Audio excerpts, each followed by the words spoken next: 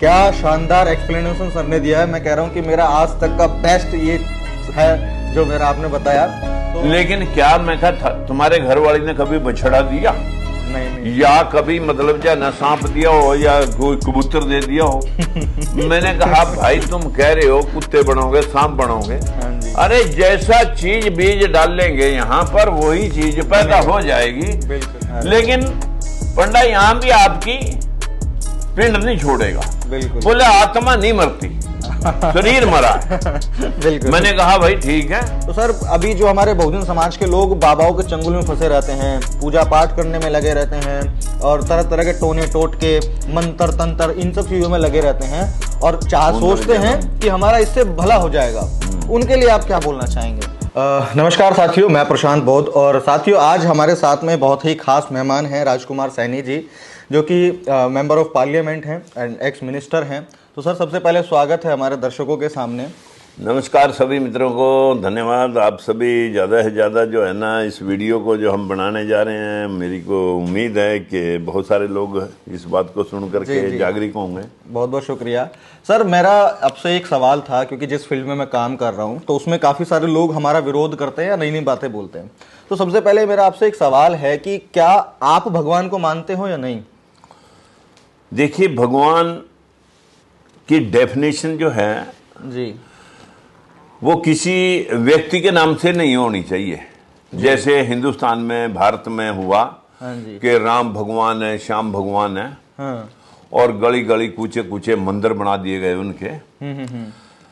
गौतम बुद्ध ने 384 ईसा पूर्व लगभग 2500 साल पहले जी दुनिया में पंचशील दे करके के चोरी, झूठ, नशा, अनैतिक व्यभिचार, बिना वजह हत्या, ये 5 विकार छोड़ करके दूसरों के लिए जो जिए, दूसरों के दर्द को अपना दर्द समझे, दूसरों के कल्याण के लिए समानता पर आधारित जो व्यक्ति कार्य करेगा, जीते जी लोग उसे महापुरुष कहते हैं।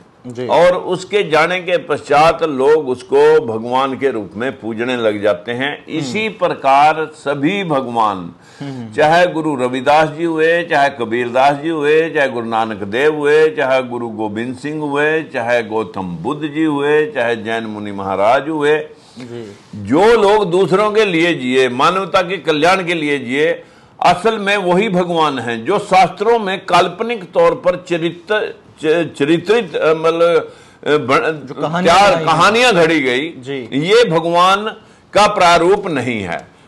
तो जैसे कि अभी अगर इन्हीं चीजों की बात करें तो जैसे हम कहानियां सुनते हैं कि भाई गणेश जी की उत्पत्ति सीता जी के उससे हुई, पसी क्या बोलते हैं उसको, मैल से हुई, और शिव जी ने गला काट दिया तो फिर उन्होंने जो है वो हाथी का लगा दिया। तो ये जो सारी चीजें हैं, इसमें क्या लगता है, इसमें आप विश्वास रखते हैं कि ये सारी चीजें सही होंगी? देखिए, बहुत बड़ी विचित्र घटना है जी।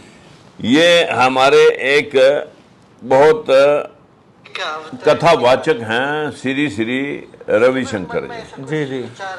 ये क्या बोल रहा है, ये वीडियो आप इसकी सुन लेना, इसके साथ अटैच कर देना। मैं आपके सामने ये बात इसलिए कह रहा हूं कि कैसे संभव है कि मैल से कोई बच्चे का निर्माण होना, जन्म होना। लेकिन यहाँ तो शास्त्रों के मुताबिक जो लिखा गया कि पार्वती रोज भोला नदी में नहाने जाता था। एक दिन जी करा पार्वती का भी नहाने के लिए, तो उसने देखा कि कुटिया का दरवाजा नहीं है, तो अपनी मैल से एक बच्चा बनाया। नहाई नहीं होगी 20-30 साल। तो जब मतलब जो है ना मैल इतनी चढ़ी हुई थी कि उसका एक पुतला फ्रेम हो गया। फिर उसमें जान डाल करके तलवार दे के गेट पे खड़ा कर दिया, और पीछे से जब अपने शिवजी महाराज आए, और शिवजी महाराज को पता नहीं था कि ये कौन खड़ा, बालक ने रोका क्योंकि उसकी मां नहा रही थी, तो उसने क्रोध में उसका गला काट दिया। और जब पार्वती को पता लगा कि ये आपने क्या किया, तो दिन जो है ना वो तो रोने लगी। फिर शिवजी महाराज ने कहा कि भाई ठीक है, कोई दुनिया में माँ अपने बच्चे से मुंह मोड़ के सो रही हो और उत्तर की तरफ सर करके कोई जानवर इंसान सो रहा हो तो उसका सर काट के लाओ। अब और तो कोई दुनिया में मिला नहीं, सिर्फ हाथी कोई पड़ा था और हाथी का सर काट करके लेके आए। अब इतना बड़ा हाथी का गर्दन और बच्चे की इतनी सी गर्दन, हाउ कैन बी पॉसिबल कि उसके ऊपर वो शरीर, खून भी प्लस माइनस अगर चढ़ा दिया जाए, ए का बी में चढ़ा दे, बी का ओ में चढ़ा दे, तो वो भी मृत्यु हो जाएगी। अभी अमेरिका ने देखा, एक व्यक्ति में सुअर का हार्ट डाल के देखा, लेकिन खून मैच ना करने की वजह से वो 8-10 दिन जिया, चीखता रहा, फिर जहर दे के मारना पड़ा। ये जो देश के अंदर, शास्त्रों के अंदर जो नौटंकी हुई जी, ये नौटंकी इस मंदबुद्धि समाज, दलित और पिछड़ा, जिनको शिक्षा से दूर रखा हुआ था, जो एक पशु बना करके, गुलाम बना करके अपनी सेवा के इस्तेमाल के लिए लोगों को गुलामी कराई जा रही है जी। इस गुलामी के लोगों को ऐसी ऐसी कहानियां सुनाई जो कि कहीं भी, जिनका कोई ना सिर है ना पैर है। अगर किसी का सर काट के ही लाना था, बोले जी महाराज आपने, वो भी किसी का बच्चा है, वो भी किसी जानवर का शरीर है, आपके पास तो कला है जिंदा करने की, आप वहीं सर पड़ा, वहीं धड़ पड़ा, उसे दोबारा से जोड़े और उसको जिंदा कर लो। जब आप बना सकते हैं तो जिंदा भी कर सकते हैं। ये सबसे बड़ा सवाल है कि उनका सर जो काटा था वो भी तो वहीं पड़ा, वो सर उसी ने तो काटा। और हकीकत में जो कहानियां गढ़ी गई कि क्या पत्थर पर नील के लिखने से पानी में, राम लिखने से पानी में तैर जाएंगे जी। क्या 10 सिरों वाला व्यक्ति कभी हो सकता है? नहीं। ये तो पुष्यमित्र सुंग ने जो कहानियां लिखवाई 184 ईसा पूर्व, बृहदत्त मौर्य जो अशोक सम्राट की वंशावली का 10वां राजा था, कि मैंने आज 10 राजाओं को नष्ट कर दिया और दशहरा बृहदत्त मौर्य को रावण बना करके 10 सिर लगा के, वो 10 राजाओं की वंशावली के सर लगा करके उसको जनता को मूर्ख बनाया जाता है। जबकि अशोक सम्राट ने 9 दिन तक कलिंगा युद्ध पर युद्ध लड़ करके 10वें दिन विजय हासिल की थी कलिंगा को जीत के, लेकिन इतना ज्यादा रक्तपात हो गया था मित्रों, तो उससे दुखी होकर के अशोक सम्राट ने बौद्ध धर्म अपना लिया था और बौद्धिस्ट बन गए थे और 84,000 स्तूप बनाए। उस दिन के दिन को उसने अशोक विजयदशमी बनाया और कार्तिक अमावस्या को जो 84,000 स्तूप, उनमें दीपोदान उत्सव जो मनाया जाता था, उसको लोगों ने दिवाली बना दिया। लेकिन अब बताइए, लंका से अयोध्या की दूरी 3145 किलोमीटर है जी। और 21 दिन बाद दिवाली आती है और सारी सेनाएं लेकर के वहां से लौट करके राम आते हैं अयोध्या। 21 दिन में कोई भी व्यक्ति, चाहे दौड़ के चाहे भाग के, क्योंकि तब कोई साधन तो था नहीं, तो पैदल ही आए। 21 दिन में 3145 किलोमीटर वो कैसे यात्रा कर सकते हैं? संभव ही नहीं है। देश के अंदर आप देखते हैं कि हल चलाते हुए सीता धरती से निकली आई, मटके जो उस मटके में से निकली जी। और ये आदि नारायण भगवान मत्स्य से पैदा हुए। अब मछली से अगर आदि नारायण भगवान जी पैदा हुए तो क्या मछली अंडे देती है? कौन से इतने हजारों अंडे देती है? कौन से अंडे में आदि मानव भगवान जी थे? अगर वो अंडा मछली ने आके जमीन पर दिया तो वो अंडा फूट करके उसमें बच्चा निकल सकता है, लेकिन मछली बिना पानी से जमीन पर कैसे आगे अंडे दे सकती है? अगर अंडा पानी में दिया तो व्यक्ति उस अंडे में से फूटने के बाद जब पैदा होता है वो बच्चा, वो आदि नारायण भगवान उसमें बचा कैसे? ये कुछ जो सवाल हैं, जिनका सिर ना पैर के हनुमान लेके पहाड़ों को उड़ गया। बहुत से पहाड़ काटने पड़ रहे हैं सरकार को, कोई हनुमान खोजें। बहुत ज्यादा अब तो जगह जगह जितने बीड़ियां पीने वाले हैं वो सारे के सारे हनुमान ही उनके अंदर आ रहे हैं जगह जगह। इनको सारे को कहें कि जेसीबी मशीन चलाने की जरूरत नहीं, थोड़े बहुत पहाड़ उठाकर इधर उधर खड्डे में डाल दें, ने 2-4 भगवान हनुमान ही ढूंढ लेते। लोगों की सहायता भी होगी उसमें, लोगों का जो है ना रास्ते अपने आप सपाट हो जाएंगे। बिल्कुल बिल्कुल बिल्कुल। और ऐसी ही व्यवस्था मुझे लगता है कि इस देश में इन मंदबुद्धि लोगों को जो शिक्षा से दूर थे, इनको गुमराह करके झूठे सच्चे कायदे जो पुष्यमित्र सिंह ने अपने दरबार में बिठा के रामचरितमानस रामायण लिखवाई, जिनमें गौतम बुद्ध का जगह जगह क्रिटिसाइज है। तो सीधा समझ लिया जाए कि 2500 साल पहले जो गौतम बुद्ध देश में थे उसके बाद ही ये किताबें पुष्यमित्र सिंह ने लिखवाई। हाँ जी, हाँ जी। तो सर जैसे कि ये लोग बताते हैं इधर उधर की ऐसी ऐसी चमत्कारिक कहानियां, तो ठीक है भाई, चलो हम मान लेते हैं कि पहले हुआ होगा। तो ये जो आज देवी देवता बना करके पूजवाए जा रहे हैं, तो क्या उनकी शक्तियां आज भी हैं?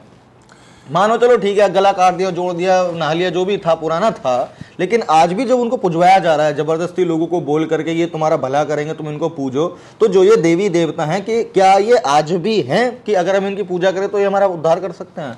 देखिए, पहली बात है कि अगर देवी देवता इस देश में 33 करोड़ थे जी, और देश की आबादी 35 करोड़ थी, 12 पाकिस्तान में चली गई, 23 हमारे पास रह गई थी जी, सारे मुगल अंग्रेज यहाँ के लोगों को पीट पीट करके हलाल करके चले गए। बिल्कुल। यहाँ के सारे देवी देवताओं के मंदिर जो सोने की मूर्तियां थी तोड़ फोड़ करके ले गए। इन देवी देवताओं का उनके कुछ भी बिगाड़ नहीं सके। अगर इनमें कुछ शक्तियां होती तो जो किसी भगवान को ही मारने लग रहा और उस दुश्मन को भगवान नहीं मारता, कहते हैं कि राम यहाँ दुष्टों को जब जब धरती के ऊपर अधर्म होगा तब तब भगवान इस देश में आएंगे। तो मैंने पूछा एक दिन, कुछ लोग मेरा इंटरव्यू ऐसे ही लेने आए आपकी तरह, मैंने कहा भाई ये शास्त्र किसने लिखे हैं? बोले मनु महाराज ने। ये कौन था? बोले विष्णु का अवतार। ये कब होया? बोले सतयुग में होया। अच्छा भाई, सतयुग में, इसका मतलब शास्त्र लिखे गए। तो शास्त्रों में लिख रखा कि जब जब धरती पे धर्म होगा तब तब मैं आऊंगा, धरती पे प्रलय कर दूंगा। बिल्कुल। इसका मतलब कोई सतयुग में अधर्म होया तो प्रलय होगी और सृष्टि दोबारा से नव निर्मित हुई तो त्रेता आ गया। त्रेता में रावण सीता को उठा ले गया, फिर अधर्म हो गया, फिर भगवान राम आए और उसने यहाँ सब कुछ नष्ट कर दिया और फिर दोबारा प्रलय होगी और फिर दोबारा से सृष्टि का नव निर्माण द्वापर में होया। फिर जरासंध कंस ने आतंक उठा दिया दुर्योधन ने और चीरहरण हो गया द्रौपदी का। तो फिर कृष्ण भगवान आए उनको खत्म करने के लिए, फिर वो युग नष्ट हो गया, खत्म हो गया, सृष्टि का नव निर्माण दोबारा चौथी बरी कलयुग के रूप में हुआ। अरे धरती पर 3 बार प्रलय होली। प्रलय का मतलब होता है जीव जंतु पेड़ पौधे बिल्डिंग सब कुछ सृष्टि पानी में विलीन हो जानी। बिल्कुल बिल्कुल। और दोबारा से पुनर्निर्माण होना। हाँ जी। तो जब सब कुछ खत्म हो गया तो ये ग्रंथ कौन से सतयुग में लिखे गए? 3 बार धरती पे प्रलय होली, ये कहाँ थे? ये किसने संभाल के कौन सी अलमारी में रखे थे?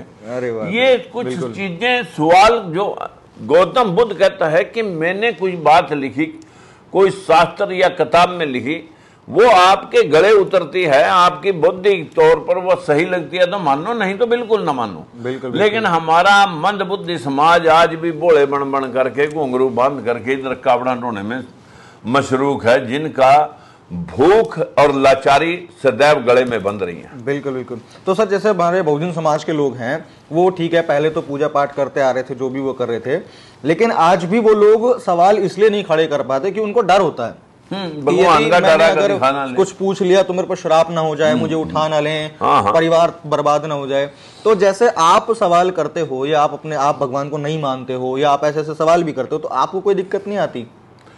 मैं भगवान श्राप नहीं देता। मैं भगवान किसे मानता हूँ जी, मुझे कष्ट है जी, आप मेरी मदद में खड़े हो गए जी, आप मेरे भगवान हो गए। बिल्कुल। मैं बेड पे लाचार पड़ा हूँ, मेरे पास उठ करके पानी भी नहीं ले सकता, दवाई भी नहीं ले सकता, तो मुझे मेरी कोई सेवा कर रहा है जी, मेरे लिए वो भगवान स्वरूप है। बिल्कुल। जो किसी के शोषण के खिलाफ, भेदभाव के खिलाफ और लाचारी में किसी के कोई सहयोग करे जी, लोग भगवान का प्रारूप वही होता है। इसी काम में हम 24 लगे हुए हैं कि भाई जो लोग, जो समाज लूट लिए गए, बिल्कुल, जो समाज पिछाड़ दिए गए, जिन समाजों का शोषण कर दिया गया शिक्षा से दूर रख के जी, उनके सहयोग के लिए ही हम 24 आवर काम करते हैं।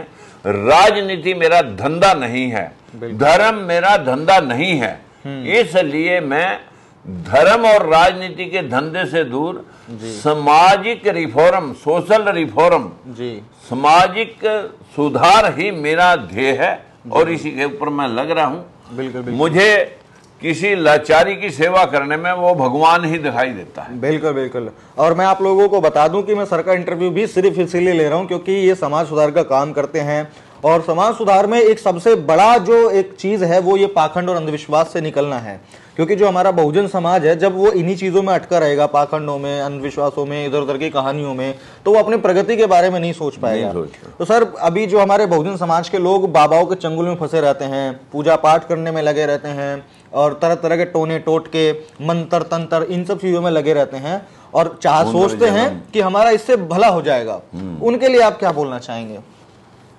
देखिए कि उनको वो चीजें करनी चाहिए। समाज को डराया गया है जी, शराब के तौर पे। बिल्कुल। कि आप जो भी कमाओ, हाँ जी, उसे दान करो, पुण्य करो, पूजा करो, पाठ करो, तीर्थ करो, व्रत करो, उपवास करो, आप स्वर्ग में जाएंगे जी।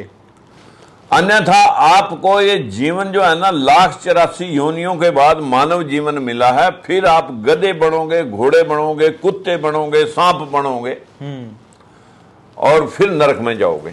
बिल्कुल। इस तरह से जो डराया गया है इस समाज को, तो मैंने काफी एक इंटरव्यू लेने के लिए मथुरा से कुछ लोग आए, मैंने उनके सामने कहा था जी कि स्वर्ग नरक क्या है।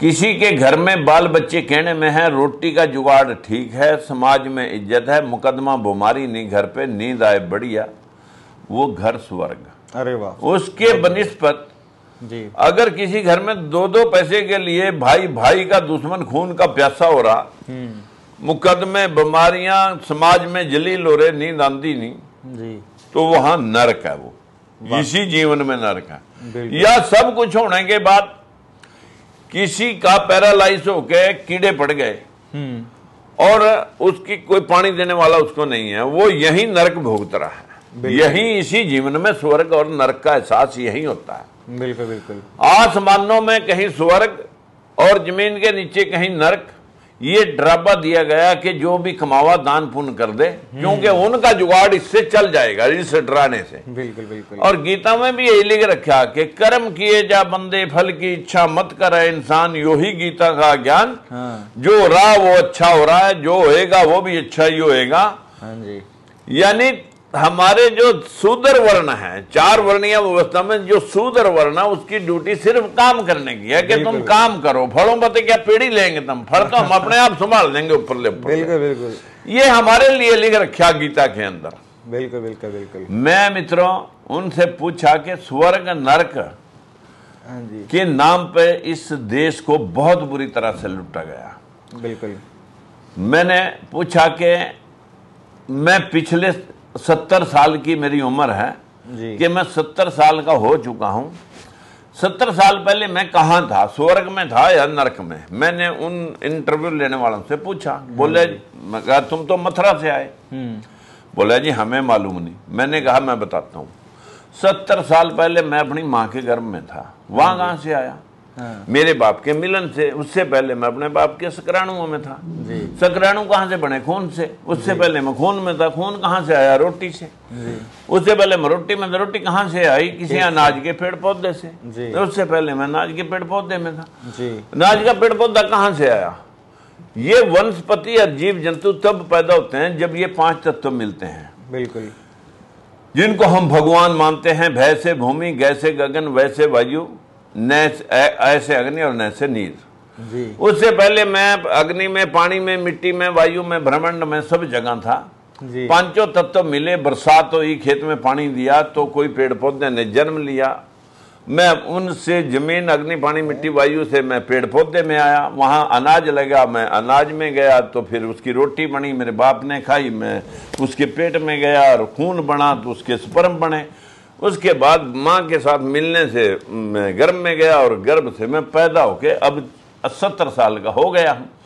जिस दिन मरूंगा सबसे पहले हवा में मिल गई।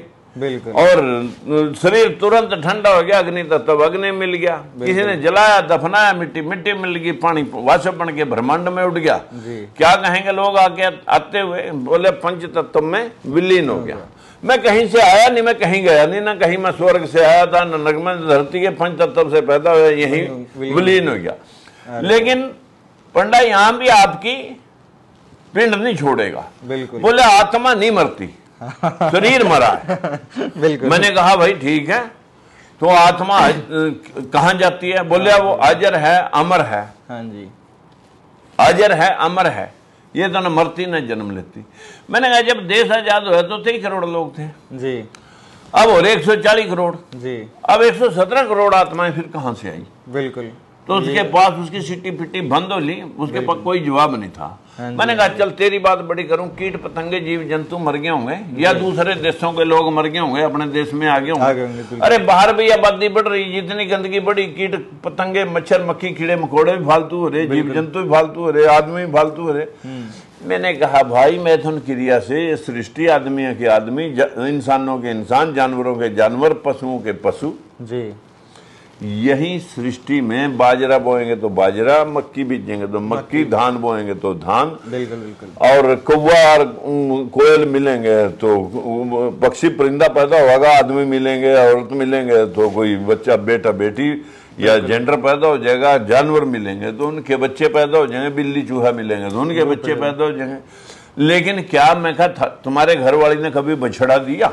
नहीं। या कभी मतलब या न सांप दिया हो या कोई कबूतर दे दिया हो? मैंने कहा भाई तुम कह रहे हो कुत्ते बनोगे, सांप बनोगे, अरे जैसा चीज बीज डालेंगे यहाँ पर वही चीज पैदा हो जाएगी। बिल्कुल। इस सृष्टि पे पानी खड़ा कर दो, यहाँ भर करके बीज डालने की लोड़ नहीं, जो बैक्टीरिया उसमें बनेगा दुनिया भर के सांप बिच्छू मेंढक मच्छर मक्खी उसी में पैदा हो जाएंगे। यही पंच तत्व सृष्टि का निर्माण करते हैं। कहीं आसमानों में स्वर्ग नहीं है, जमीन के नीचे कहीं नरक नहीं। क्या शानदार एक्सप्लेनेशन सर ने दिया है। मैं कह रहा हूँ कि मेरा आज तक का बेस्ट ये है जो मेरा आपने बताया।